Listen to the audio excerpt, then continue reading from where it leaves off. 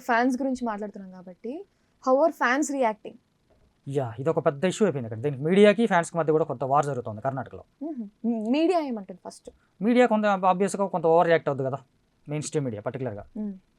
ఆ కూర్చొని మాట్లాడడము, దాన్ని అనాలిసిస్ చేయడం కంటే కూడా వీడు యాంకర్ అవుతుంటాడు. కూర్చున్న యాంకర్ ఎవరు సంబడి ఎవరో ఒకరు విషయం ఏమీ తెలియకుండానే వాళ్ళు చాలా చాలా ఎక్కువ మాట్లాడారు కర్ణాటక మీడియాలో వాస్తవంగా. పర్టికులర్గా కొంతమంది దర్శన టార్గెట్ చేశారు, ఇంకొంతమంది పూర్తిగా వెనకేసుకొచ్చే ప్రయత్నం చేశారు రకరకాలుగా. కానీ పోలీస్ ఇన్వెస్టిగేషన్ ఏంటి, అసలు ఏం జరిగింది, దీనికి సంబంధించి ఎవరు చూడడానికి ప్రయత్నం చేయాలి. ఈ కారణంగా ఒక సెక్షన్ ఆఫ్ మీడియా కంప్లీట్గా ఫ్యాన్స్ చేతిలోను, మిగతా కొంచెం ప్రోగ్రెసివ్ పీపుల్ దీంట్లోనూ బ్లేమ్ అయింది. తర్వాత వాళ్ళు సారీ చెప్పుకున్నారు మళ్ళీ కొంతమంది.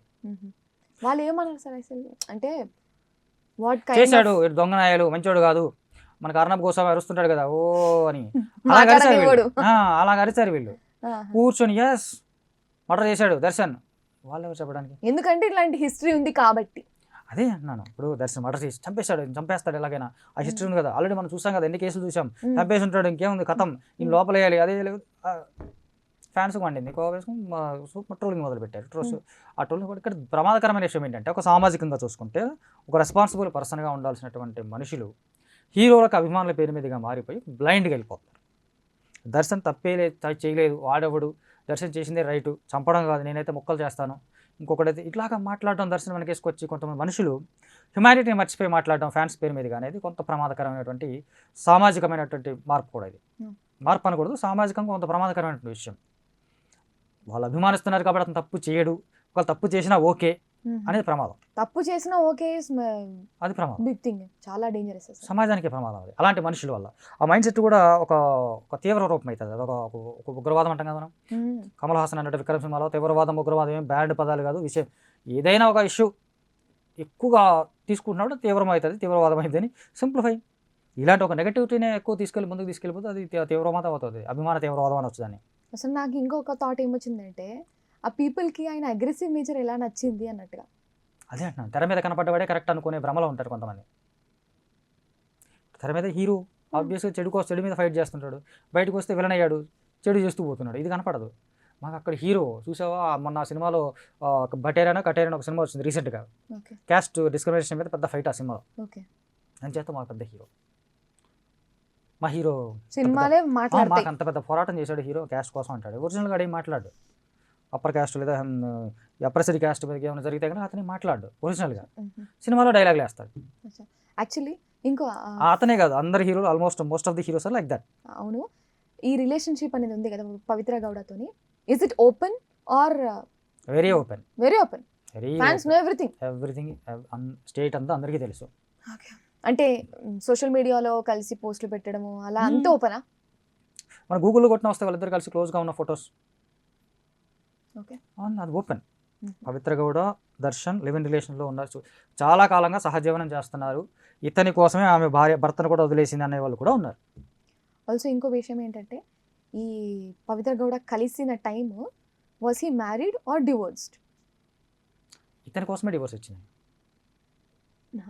మన దర్శన్ డివోర్స్డ్ కాదు, ఈయనకి భార్య ఉంది, వీళ్ళు డివోర్స్ అవ్వాలా, ఇంకా కొట్టుకుంటున్నారు. కాకపోతే డొమెస్టిక్ వైలెన్స్ కాదు, డివోర్స్ అవ్వాలి అఫీషియల్ గా, లీగల్ గా డివోర్స్ అయిపోతే ఆయన ఇష్టం, ఆయన ఏమైనా చేసుకోవచ్చు కదా.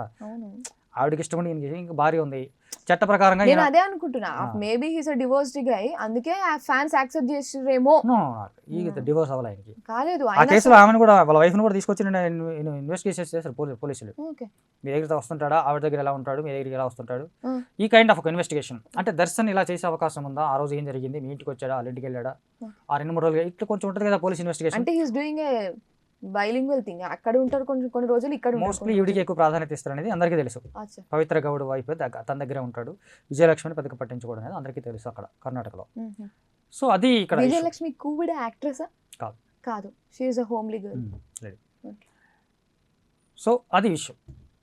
ఇక్కడ మనకి ఈ మొత్తం ఎపిసోడ్లో చూసుకుంటే ఎక్కడ జరిగింది, ఇది ఒక అభిమాని రియాక్షన్ వల్ల జరిగింది.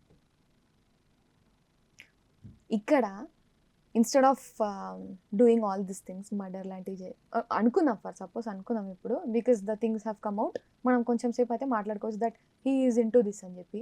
ఇన్స్టెడ్ ఆఫ్ డూయింగ్ దాట్, ఏం చేస్తే కరెక్ట్ అంటారు to that fan, to that innocent fan ఏమంటారు? ఇన్నోసెంట్ ఏం కాదు ఇక్కడ, కరెక్ట్ లేదు.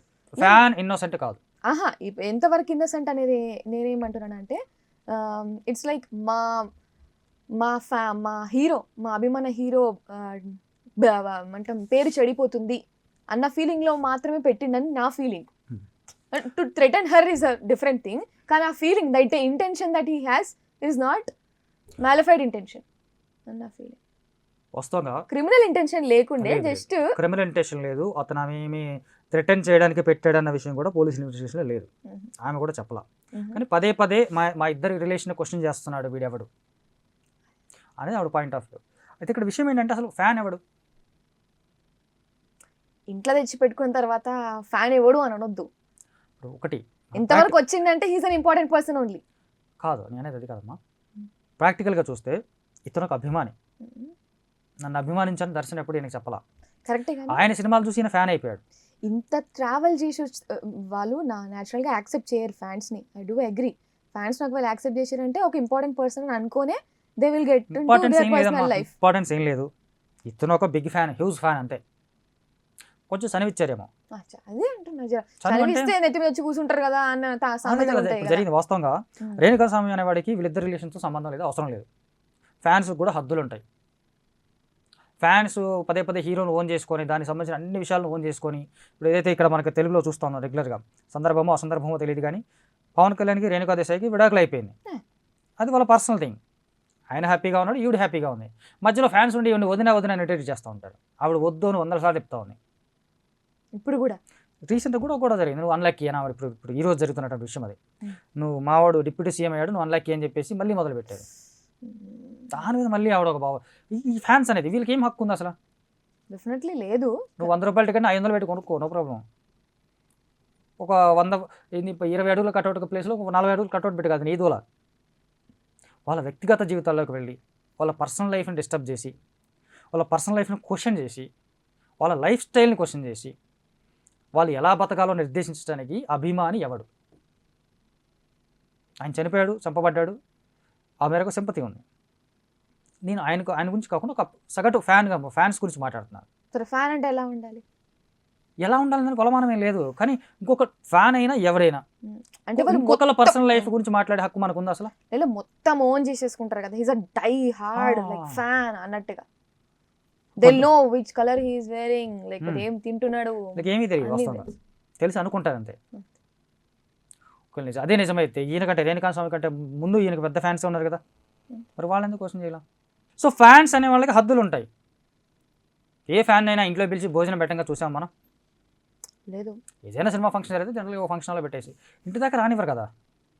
నీకు ఒక హద్దు ఉంది, నీకు బారికేడ్ ఉంది, దాటొద్దు. నువ్వు పర్సనల్ కావచ్చు, ఫిజికల్ కావచ్చు, ఏదైనా కావచ్చు. స్టార్స్ ఎలా బిహేవ్ చేయాలంటారు?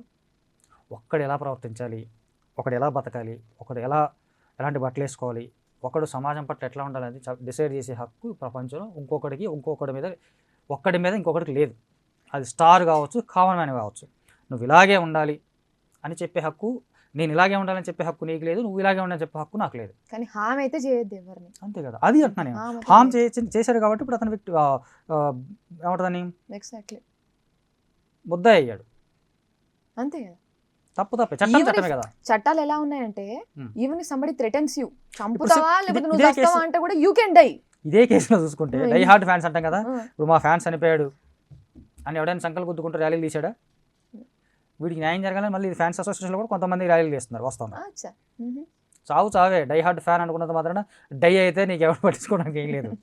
సో ఫ్యాన్స్ కూడా కొన్ని లిమిటేషన్స్ ఉంటాయి. లిమిటేషన్స్ బట్టే ఉండాలి. వాళ్ళు చనివిచ్చారనో లేదా ఇంకేదనో వాళ్ళ వ్యక్తిగత జీవితాల్లోకి వెళ్ళిపోయి వాళ్ళ పర్సనల్ లైఫ్ని డిసైడ్ చేయాలని చూసుకోవడం కూడా బుర్కత్వం.